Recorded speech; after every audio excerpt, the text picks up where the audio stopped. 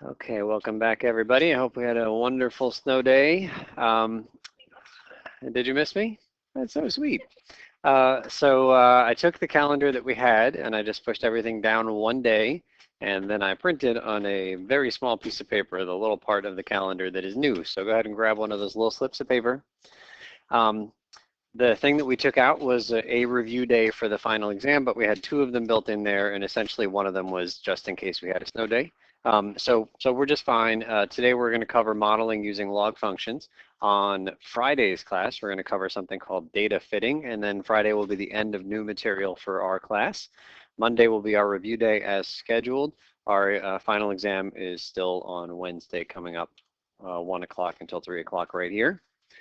Okay, project 4 is due on Monday. That is not a change. Quiz number 4 was supposed to be handed out today and due on Friday. However, the snow day is pushing that down, which means that quiz number 4 is handed out Friday and due Monday. But I felt terribly guilty asking you to both turn in on Monday the quiz and the project. So here's what I've decided to do. I've given you the quiz, so you've got quiz number 4, and I'm going to say this: quiz number 4 is completely optional. If you want to do it, then you submit it on Monday, and I will grade it. If you don't want to do it, well, I still think you should look at it, but you don't need to like officially turn it in. To be clear, this means that the quiz is going to count for a grade for some of you and not for a grade for others of you. And I'm not saying I'm only going to count it if it helps you. I am saying if you turn it in, I will count it, and if you don't turn it in, I won't count it, okay? And you don't need to make a decision now. You can take the quiz on your own and decide how confident you are that you got 100 or a 95 or whatever on this quiz, and then decide whether or not to turn it in on Monday, okay? Are there any questions about the brand new policy for quiz 4? Okay, so due on Monday, but completely optional.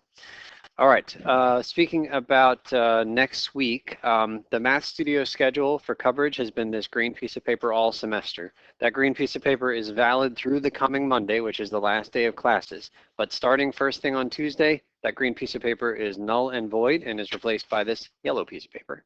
This yellow piece of paper is the final exam week schedule for the Math Studio. It's got Tuesday, Wednesday, and Thursday.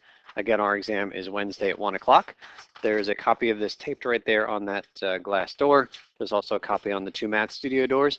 I'm going to send this around. Feel free to take a photo of it or write down some times that you think you might be coming in. But it's this schedule for Tuesday, Wednesday coming up, all right? So just pass it around. Get whatever info you need from that. Any questions on the new calendar? Okay, then let's take a look here at our demo. Like I said, today we're going to cover log models. So number 1 says logarithmic functions are often used to scale very large or very small numbers into numbers that are easier to understand. We will look at 3 common models for logarithmic functions. The Richter scale determines the magnitude of earthquakes. Finding pH of a solution. What does pH measure? Some chemistry folks know? Acidity, good, right? So like things are either acidic or what's the other side? Basic, and right there in the middle is neutral, I guess, water, right? And so it turns out it's a logarithmic thing to determine the pH of a solution, and then the decibel scale used to measure sound intensity, all right? So we're gonna do the earthquake one together in the demo, and then you guys will do the other ones in the group activity. And so the point of all these examples that we're talking about is that these different contexts all involve logarithmic functions. That's why we're studying them. Seismologists generally determine the Richter scale magnitude of an earthquake by examining a seismogram. Here's one from an earthquake back in 1996. The Richter scale defines the magnitude M of an earthquake to be M equals log of I over S, where I is the intensity of the earthquake and S is the intensity of a standard earthquake, which is defined to be the smallest earth movement, the smallest detectable earth movement. Okay, so let's see if we can get our hands dirty with that brand new formula here, number 3. The 1906 earthquake in San Francisco had a magnitude of 8.3 on the Richter scale. At the same time in Japan, an earthquake with magnitude 4.9 caused only minor damage, and this one in San Francisco was massive and devastating. You might have heard of it. So here's our question. How many times more intense was the San Francisco earthquake than the Japan earthquake? Knowing nothing about the formula here, just playing with the number 8.3 and 4.9, what might you be tempted to do to answer this question? Just divide, right? That's a reasonable thing to do. So we can divide. What do we get here? 8.3 divided by 4.9.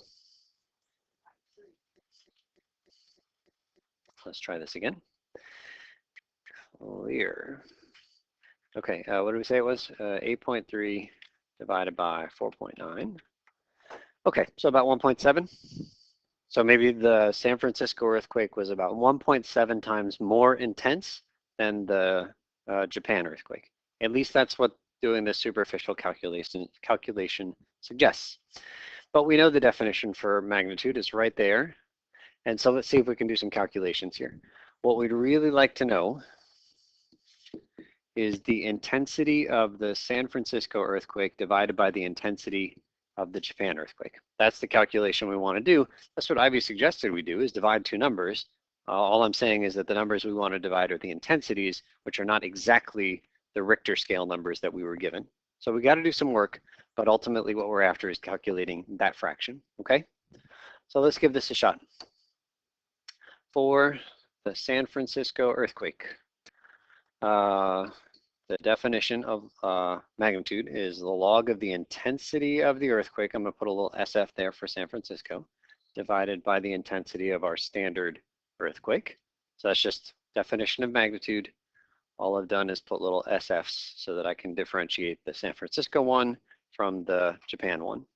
So maybe on the other side of the house, we'll do the Japan one. So the magnitude of the Japan earthquake is log of the intensity of the Japan earthquake divided by the intensity of our reference earthquake.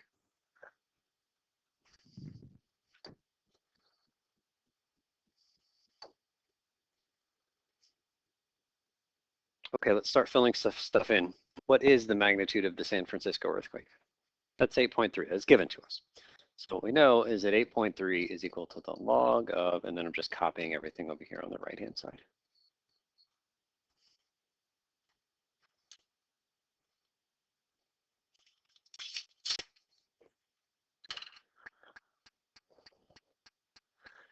Okay, and then on the other side here, for Japan, what are we putting? 4.9.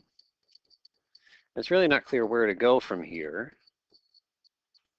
So essentially all we've done is translated the givens into equations. But now we've got to use some of the techniques from this semester. The goal, remember, is to take the intensities of these two earthquakes and divide them, which means I'd really like to get my hands on the intensity for San Francisco just by itself, and the intensity for Japan just by itself. So that's what I want to do, right, is get in there. So let's convert this log equation into the corresponding exponential equation, right? Every log equation has a counterpart in exponential land. So what's the implied base here? 10, that's a common log. Remember, something to the something equals something. Remember this? 10 to the 8.3 equals that fraction. That's the definition of log. So let's write that. 10 to the 8.3 equals the fraction.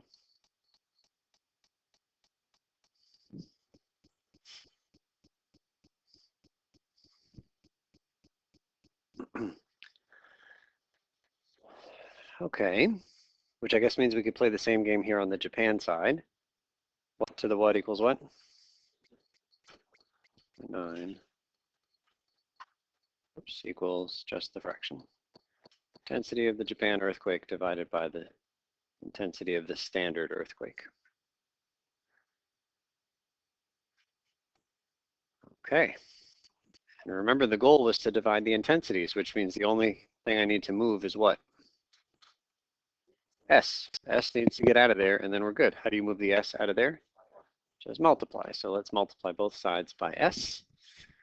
And we get that S times 10 to the 8.3 is definitely equal to the intensity of the San Francisco earthquake.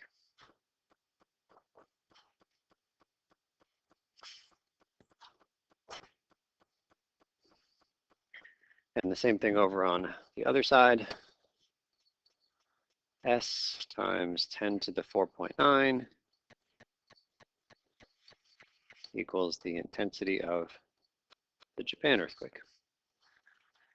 Yeah, it seems like, if we could just know what S was, like if we were told what S was, then we could just plug it in and we'd be done. And you could just look up S. I think it's like 10 to the negative 16. It's just a number. It's something you can Google. But we actually don't need it, turns out, because again, we're trying to divide these two intensities, right? And so if you divide the one thing by the other thing, what's going to happen with those S's? They're just going to cancel. So we actually don't even need to know what it is. So then let's come back here and get our final answer. This thing is equal to 10 to the 8.3. You know what? I'll put the S's in here. S times 10 to the 8.3 over S times 10 to the 4.9.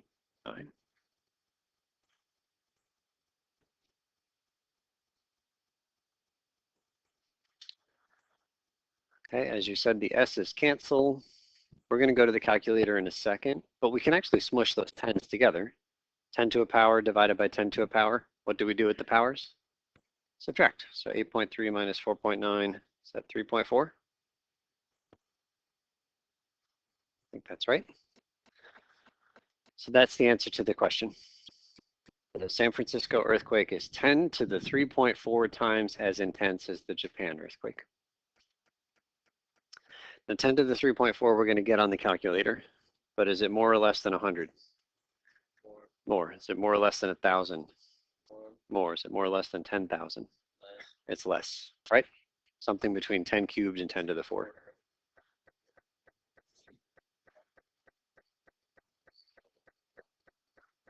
Okay. Something more than 1,000, less than 10,000. Okay. So roughly 2,500. The Japan earthquake is roughly 2,500 times as intense as San Francisco is roughly 2,500 times as intense as Japan, which is a whole heck of a lot different from the number we got when we first divided. What did he get? 1.6 or something? 0.7? Yeah. And so that's kind of the idea with the log scale is that, like I said, 10 to the negative 16 is, I think, the value of S. It's so small, 10 to the negative 16. It's like 0.000, like imagine all these zeros floating around in front of a 1. Like the numbers are so small in terms of like how we measure that it's hard to give meaning to them. And so we play this game where we divide I by S and then take the log to give us numbers that we can actually give context to. I'd much rather know that the magnitude was 8.3 than that the intensity was 10 to the negative 9. Like that, that doesn't really, 10 to the negative 9 is hard for me to process. Okay, 8.3, I can handle that. Okay, so that's good. Here's a fact, increasing the magnitude by 1 corresponds to increasing the earthquake intensity by a factor of 10. Every time you increase the magnitude on the Richter scale by 1, the intensity gets 10 times as big, 10 times as big. And that's really hard for some people. Because, you hear these numbers on the Richter scale, 4, a 5, a 6, a 7, an 8. And you feel like, oh, okay, from 4 to 8 is double, right? Like people just think linearly. It's really like we're just not designed, like we as a species are not wired to think any way other than linearly. But from 4 to 8 is not really a step up by 4, it's a step up by 10 every step, right? So from 4 to 5 is a times 10, 5 to 6 times 10, 6 to 7 times 10. So going from 4 to 8 is times 10, 10, 10, 10. What is that number? 10 to the 4, which is in words. Is it 100,000? 10, 100. Hold on, let's get our placeholders here. That's times 10, 100, 1,000, 10,000. So a magnitude 8 compared to a magnitude 4, that is 10,000 times as intense. It is not twice as intense. 10,000 times as intense. Okay, any questions on that? So like I said, the common thread behind these activities is that all of the formulas that we're talking about today involve logs. Okay, so go ahead and jump in on the next page and I will take questions.